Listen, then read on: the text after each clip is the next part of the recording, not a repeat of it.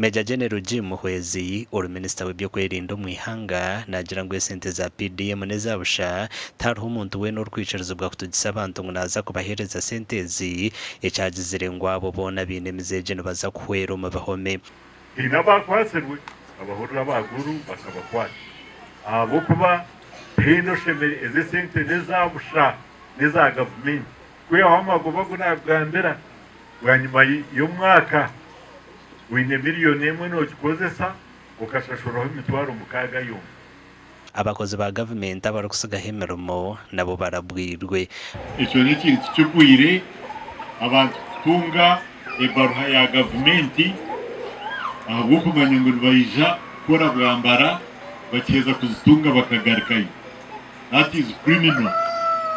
Yes, ahubwo nicyo bariko babaherire babaterira payroll rwaguko babitereza gukora hard to reach area.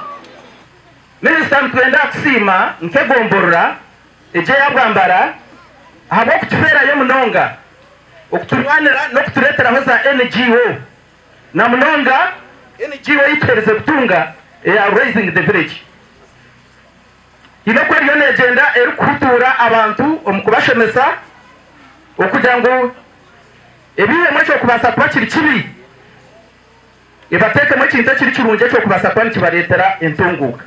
Aha mukoro wa Minister burishomera ariherize siminti gana tukateka ahabwa kugira ngo birasi bike kandi amwe namba y'abana ngo twongereho ahabirasi bitwine omugandi aha mukoro gwo kwigurahwe ekereziya ya St John Bukangara Parish hamwe na n'icyombeko cy'ishomero rya St John's Bukangara Primary School omugombora ya Nyakiyumbu omuru district ya Kasese.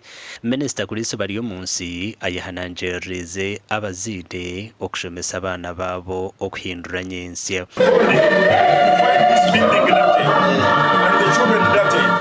kiri kugira amagasho echombeko kechi nyamurungi cyazaho kandi ishomero likabura abana turabwe cyo twiga abazeire okuleta abana. We have finished our work. Can you now take over, maintain it and ensure it has all other facilities like chairs so that we will use your work now.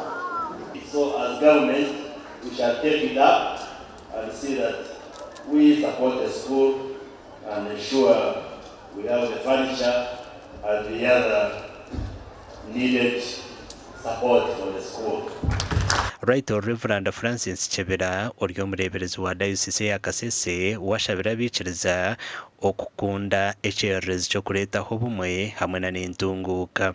Those of us who come to worship, everyone who comes to worship in God's temple, we are God's temple, temples of the Holy Spirit.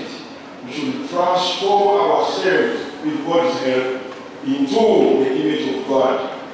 And if we are all into the image of God, if we are being transformed in the image of God, we must show it practically. We must love one another. Faza wana Maria hise na bwanyuma ku rugo mu ihanga rya Germany nabo bombekere byona amakuru agagasha kwa Dano Basibye na Gilbert Mahanguzi.